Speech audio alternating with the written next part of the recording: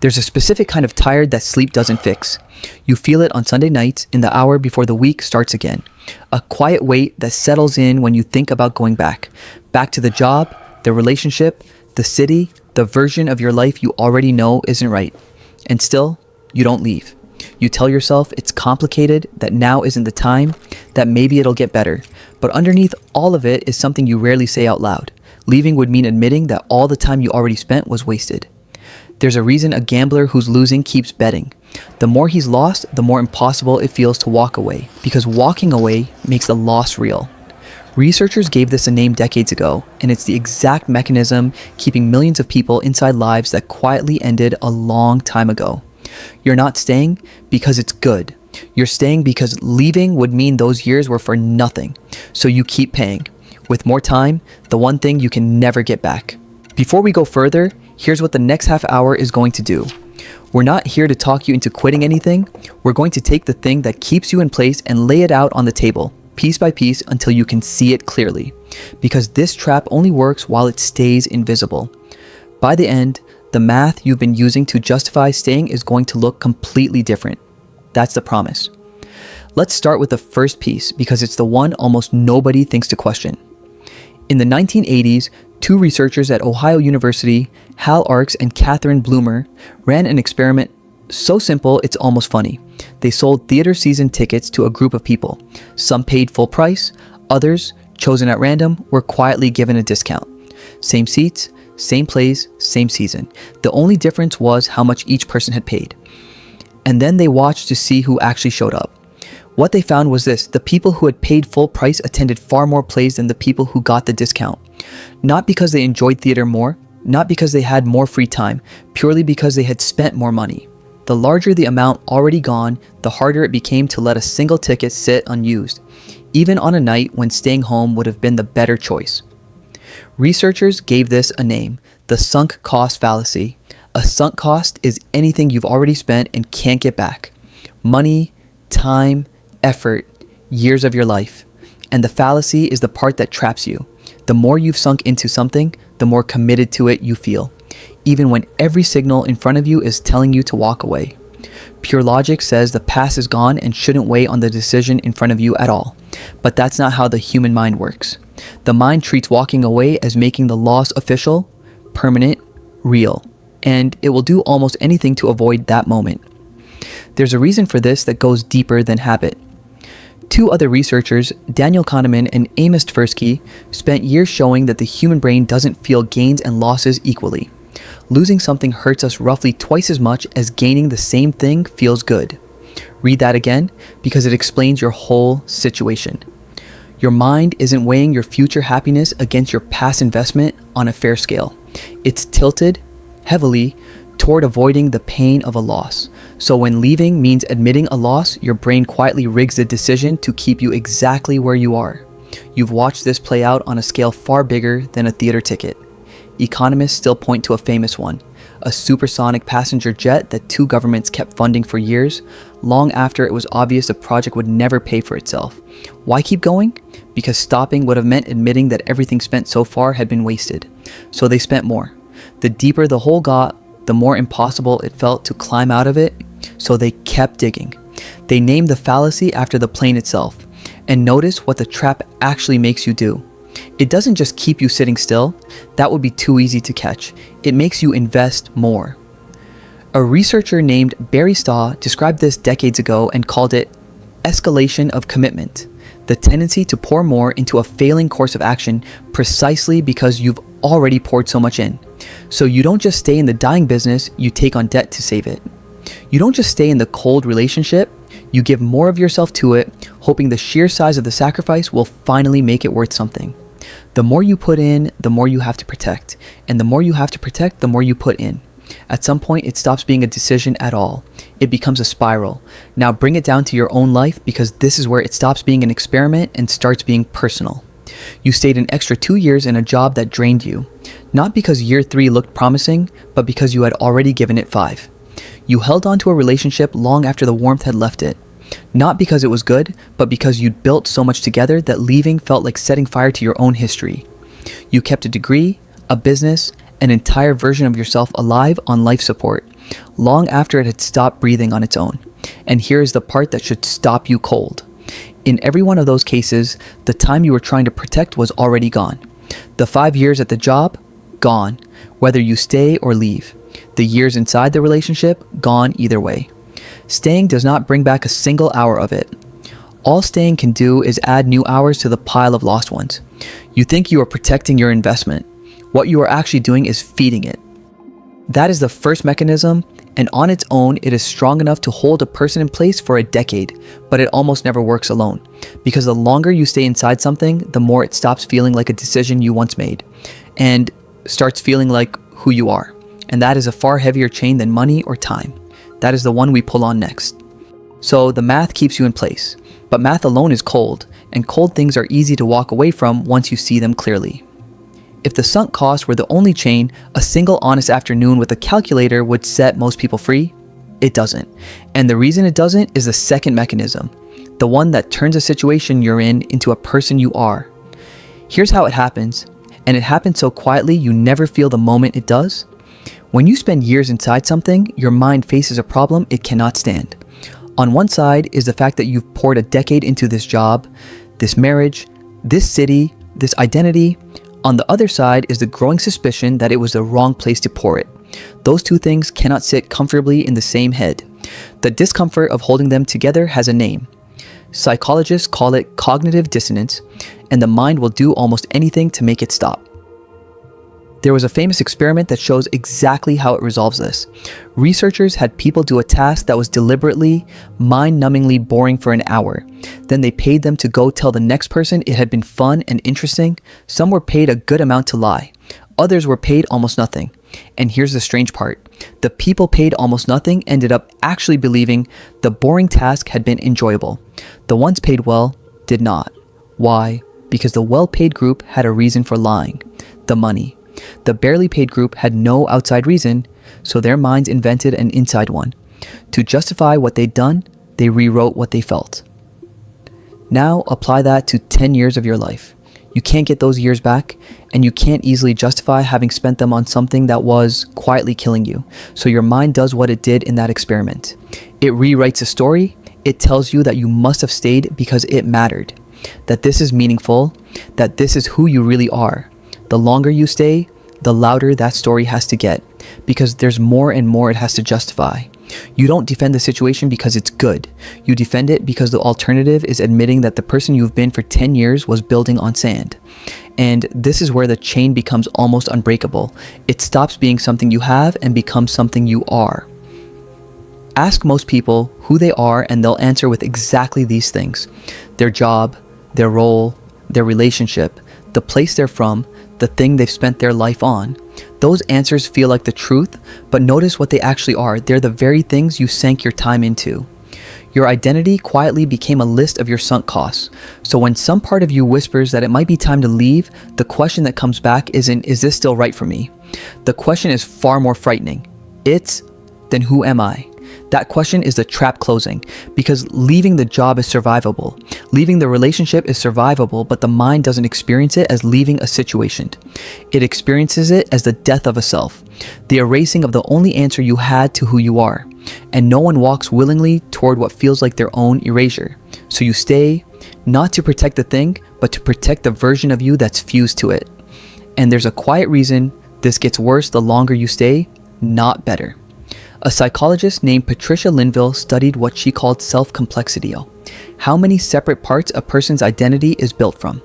Someone with high self-complexity is many things at once: a parent, a friend, a runner, a reader, someone learning the guitar badly. Someone with low self-complexity has folded nearly everything into one. And her finding was this: when something goes wrong in one area of life, the person built from many parts absorbs the blow because the rest of them is still standing. The person who became one single thing has nothing left to stand on. Now, think about what years inside one job or one relationship quietly do to you. They narrow you.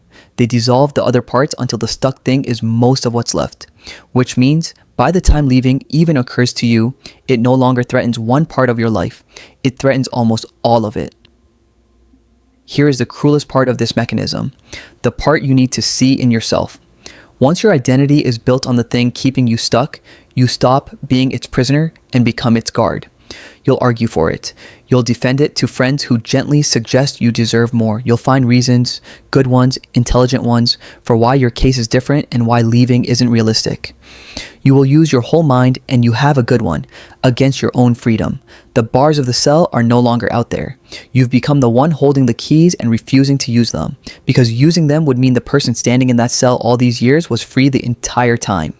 That's the second chain. Money and time hold your circumstances in place, but identity holds you. And yet even this isn't the whole picture, because almost no one builds their identity alone. It's assembled piece by piece in front of an audience. The people who know you as the one with that job, that marriage, that title, and the thought of those people watching you walk away brings us to the third mechanism, maybe the heaviest of all, the fear of the verdict. There's a courtroom you carry with you everywhere you go. You can't see it, but you can feel it the moment you imagine doing something different with your life. In it sits everyone whose opinion has ever mattered to you. Your parents, your old friends, the people you went to school with, the colleagues, the neighbors, the version of the world that's been watching you build this life.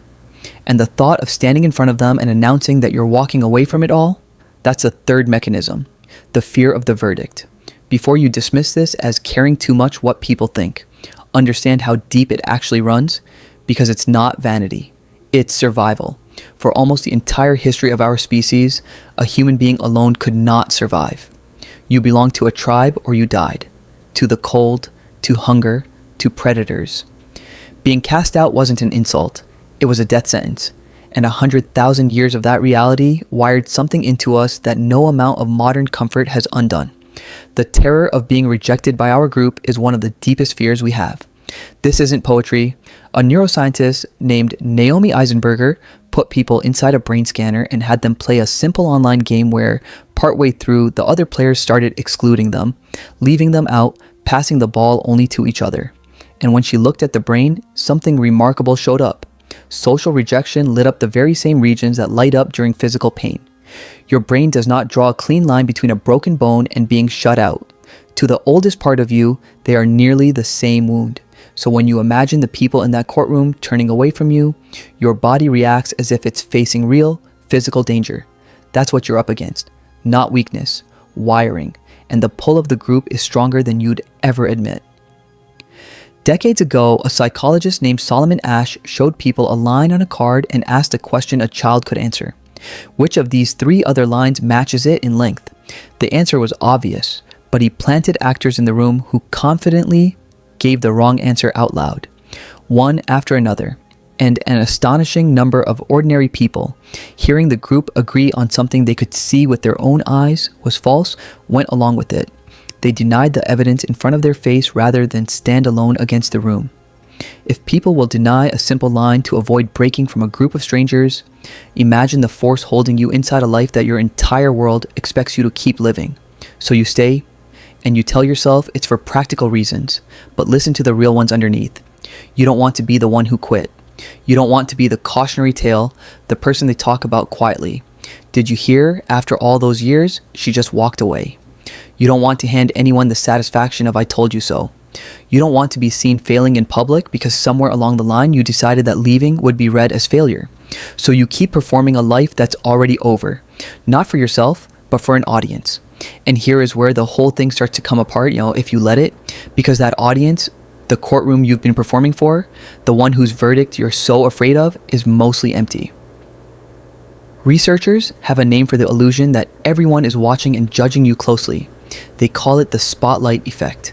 In study after study, people wildly overestimate how much others notice them, remember their mistakes, or think about their choices at all.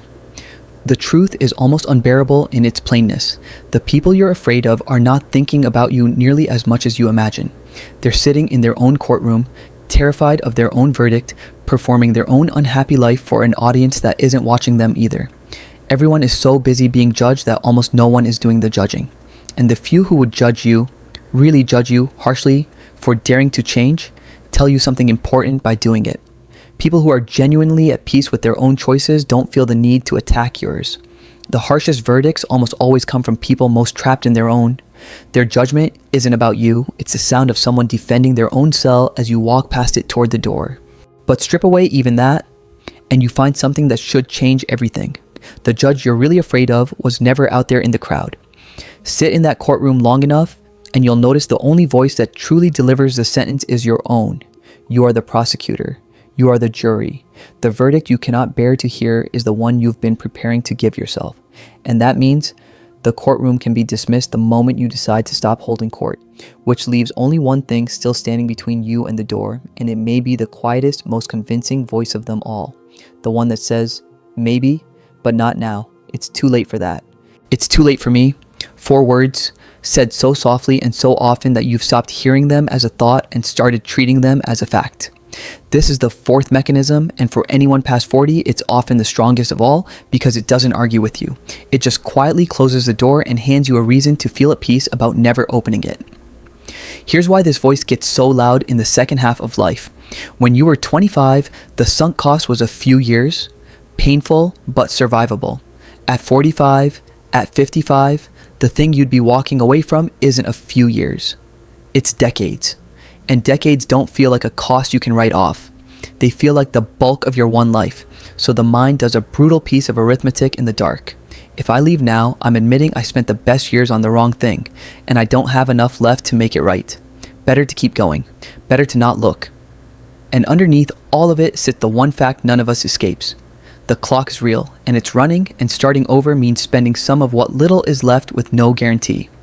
But here's something researchers discovered that should crack this wide open.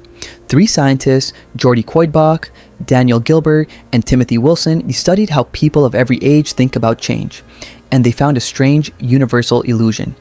At any age you ask them, people believe they basically finished becoming who they are. The 20-year-old swears they'll keep changing. The same person at 40 looks back, sees how much they changed, and then insists that now, finally, they've arrived. This is who I am for good. The 50-year-old does it too. The 70-year-old does it too. They called it the end of history illusion. At every single stage of life, we wildly underestimate how much we're still going to change. Sit with what that means.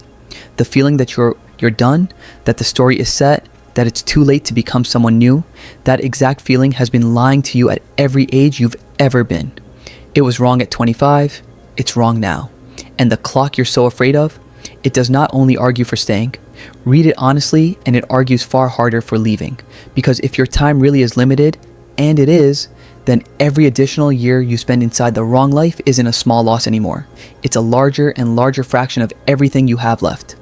At 25, a wasted year was one slice of a huge unknown future. At 55, a wasted year is precious in a way it never was before. The shortness of the runway is not a reason to stay parked. It is the single most powerful reason to finally take off. A researcher named Laura Carstensen spent her career showing that when people truly grasp that time is limited, they don't waste it. They get sharper about what actually matters and let the rest fall away. Limited time doesn't trap you. Used honestly, it frees you. And the idea that meaningful chapters can't begin late is simply factually false. Julia Child didn't become the cook the world knew until she was nearly 50. There's a woman the world remembers as Grandma Moses who didn't seriously start painting until she was in her late 70s, and she painted for another 2 decades. History is quietly full of people whose real life started at the age when you've been told yours is supposed to be winding down. You've just never counted them because counting them would take away your excuse. And this isn't only about a few exceptional people with rare luck. For most of the last century, scientists believed the adult brain was essentially fixed, that by a certain age the wiring was set and that was that. They were wrong.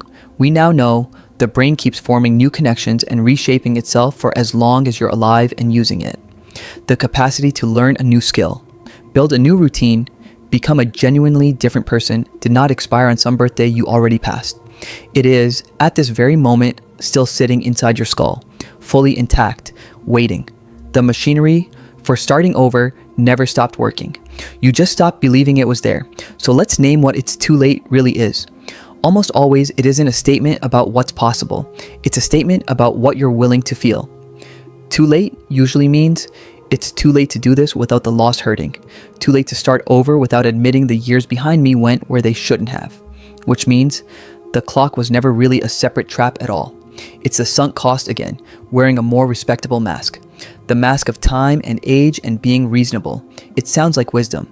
It functions like surrender. For some people, hearing all of this is enough. Something loosens. But for others, and this may be the hardest version to admit, none of it lands because they no longer feel the urgency at all. The clock could be screaming and they wouldn't flinch. Not because they've made peace, because somewhere along the way they stopped feeling much of anything. The leaving, the staying, the years, it all went quiet. And that brings us to the last mechanism, the one that doesn't hold you with fear or identity or time, but with something far more dangerous, numbness.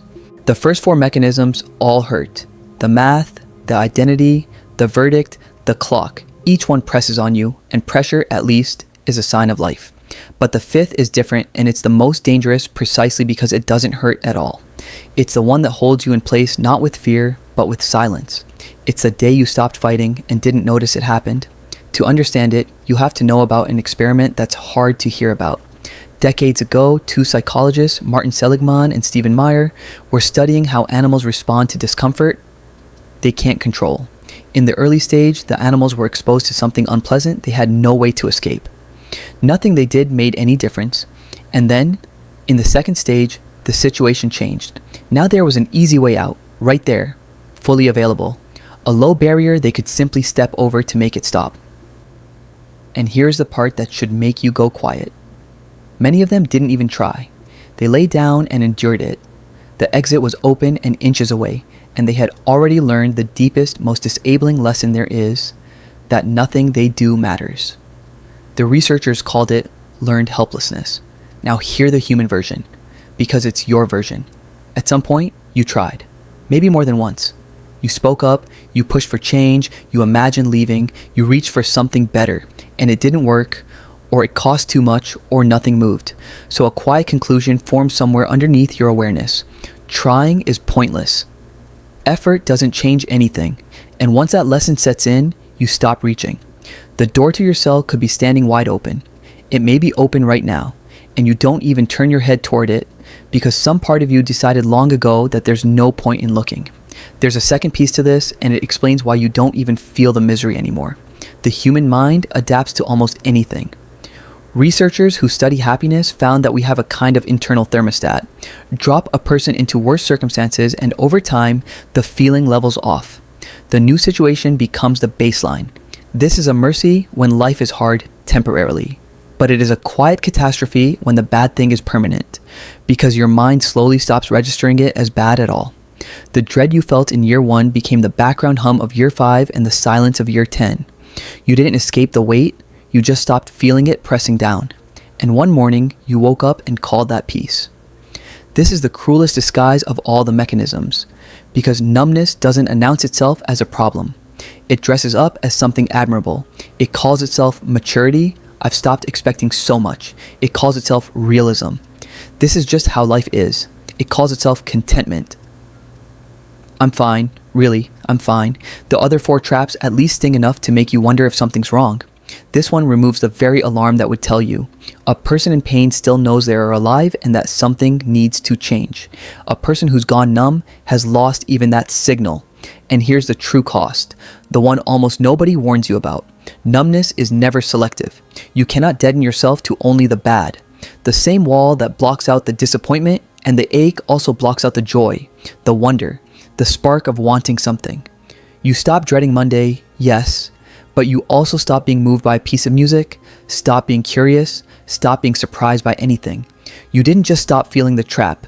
You stopped feeling. You traded the whole, vivid, painful, beautiful range of being alive for the flat, gray quiet of not being touched by anything.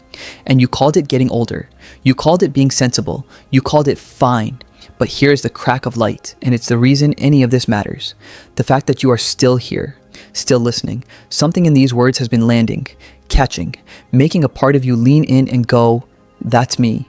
That is not the sound of a person who has gone fully numb. The numb don't recognize themselves in anything because recognition requires feeling. The very discomfort you feel right now, the slight ache of being seen, that ache is proof. Proof that the part of you that wants out never actually died. It just went quiet and learned to stop reaching. The door is still open. The exit is still inches away, and you can still see it. which means you were never as trapped as the silence convinced you that you were. We've now named all 5 chains: the math, the identity, the verdict, the clock, the numbness. You can see the whole machine. So the only question left is the one this entire conversation has been building towards. Knowing all of this, what actually cuts through it? Not one chain at a time, but all of them at once. That's where we go now. So here we are standing in front of the whole machine. 5 chains: the math of what you've spent, the identity you fuse to, the verdict you're afraid of, the clock you think has run out, and the numbness that stopped you from feeling any of it. And it would seem like you need 5 different keys to get free. You don't, because look closely at all 5 and you'll see they're made of the same metal. Every single one of them exists to do one thing: protect the past. The sunk cost protects the years. The identity protects the story you told about those years. The verdict protects how those years look to others. The clock mourns the years. The numbness hides from them. 5 chains, 1 root. They are all your mind trying desperately to avoid admitting a single unbearable fact. And the moment you can look straight at that fact, every chain loses its grip at once. Here is the fact: the past is already spent. It is gone. It is gone whether you stay, and it is gone whether you leave. There is no version of the future in which staying 1 more year buys back a single hour of what you already gave. The thing you've been protecting all this time cannot be protected because it isn't in danger. It's already gone. You've been standing guard over an empty room, paying rent on it with the only currency you have left, which is the time you still have. Read that again. The years behind you are not the thing at stake. The years in front of you are. And every chain we've named has been quietly spending the second pile to honor the first. Once you see that, there's a single question that cuts the cord, and you can ask it about anything: the job, the relationship, the city, the version of yourself. Forget for one moment how much you've put in. Forget how you got here.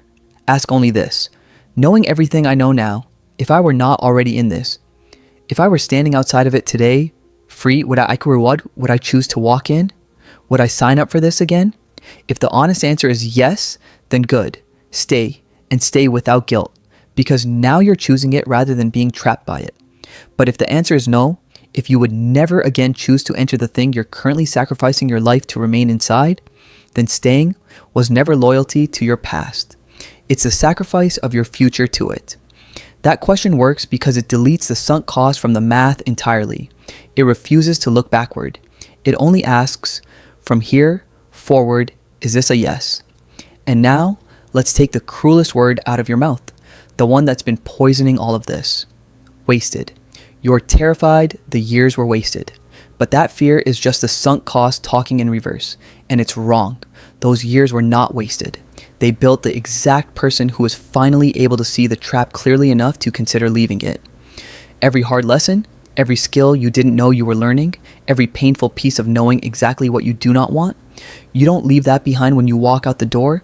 You carry all of it with you. That's the part nobody tells you about starting over. You are not starting from zero. You are starting from everything those years taught you, with a clarity a younger version of you could never have had. Leaving doesn't erase those years. It's the only thing that finally puts them to use.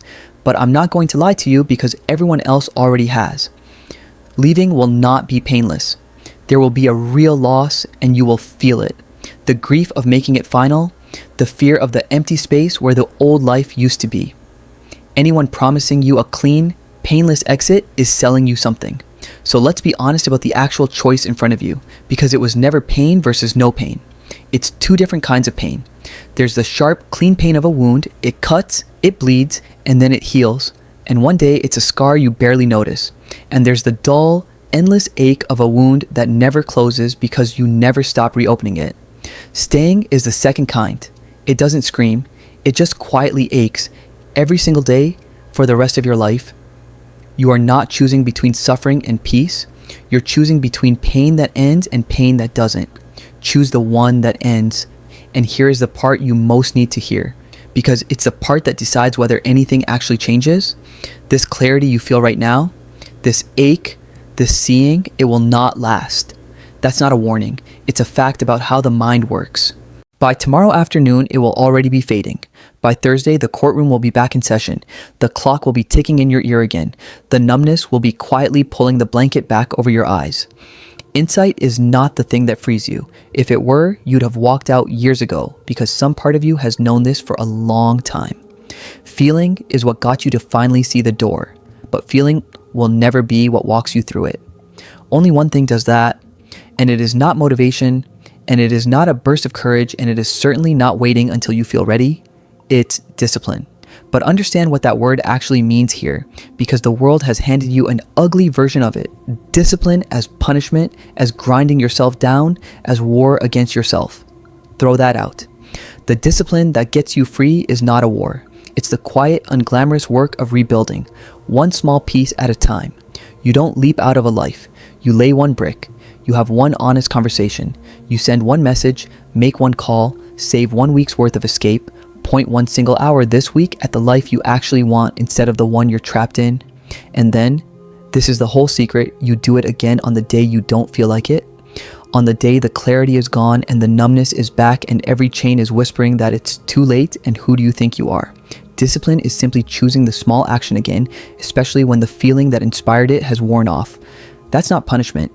That's how a human being rebuilds a self, because that's what's really happening when you leave something that ended long ago. You're not just exiting a job or a relationship, you're rebuilding the self that the years had narrowed down to almost nothing. And a self doesn't get rebuilt in one dramatic moment at the door. It gets rebuilt brick by brick in the small repeated choices that nobody sees and nobody applauds. Until one day, you look up and realize the old life no longer fits, because you quietly became someone it can't hold anymore. The pain is what finally let you see the trap. The discipline is how you climb out of it. You need both. The pain alone leaves you aching and stuck. The discipline alone, without the honesty of the pain, just builds a new cell. Together, they're the only way anyone has ever walked out of a life that was killing them and into one that wasn't. So no, you don't have to decide everything today. You don't have to quit tomorrow or burn anything down or have the whole plan figured out. There's only one thing this entire conversation is asking of you, and it's much smaller and much harder than a dramatic exit. Just stop pretending the door is locked. Stop standing guard over the empty room, because the moment you admit the door was open the whole time, you can't fully unknow it. And that small, quiet, unbearable piece of honesty is where every real change anyone has ever made begins. Before you close this and go back to your day, one last thing, and it'll only take as long as it takes to be honest with yourself once. Everything we've taken apart today comes down to a single, quiet realization. You were never as trapped as it felt. The math, the identity, the verdict, the clock, the numbness, every one of them was built to protect a past that's already gone, and not one of them was ever a locked door. They were a story about a locked door, and a story can be put down. So here's what to do with this. Before the clarity fades, because it will fade, and the chains will be back by morning. Don't try to fix your whole life tonight. Just take the one question and actually ask it about the thing you already thought of while you were listening. You know the one.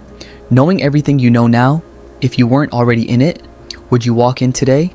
Sit with the answer. And if it's no, you don't have to leap. You just have to lay one brick. One honest sentence said out loud. One small action this week that points at the life you'd actually choose. And then the same action again, on the day you don't feel like it. That isn't a slogan. That, repeated, is the entire mechanism by which a person rebuilds a life.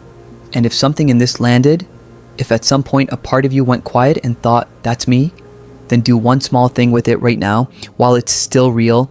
Leave a comment below. You don't have to explain it to anyone. Just name the door in one line, the thing you've been standing guard over for too long. Saying it where you can see it is itself a brick. And read the others, because you'll find you were never the only one standing in the dark with the exit a few feet away. This channel exists for exactly this. Not motivation, not noise, but the actual machinery of why the mind betrays itself and the discipline it takes to rebuild. We go one trap at a time, slowly, honestly. If that's the kind of honesty you want more of, subscribe and stay, because the next one is already on its way. And if someone you know has been sitting in their own driveway a little too long lately, send this to them. It might be the thing that finally reminds them the door was never locked. You spent a long time guarding an empty room. You don't have to spend the rest of your life there. The years behind you are gone, but the years still in front of you are yours. Go and use them. I'll see you in the next one.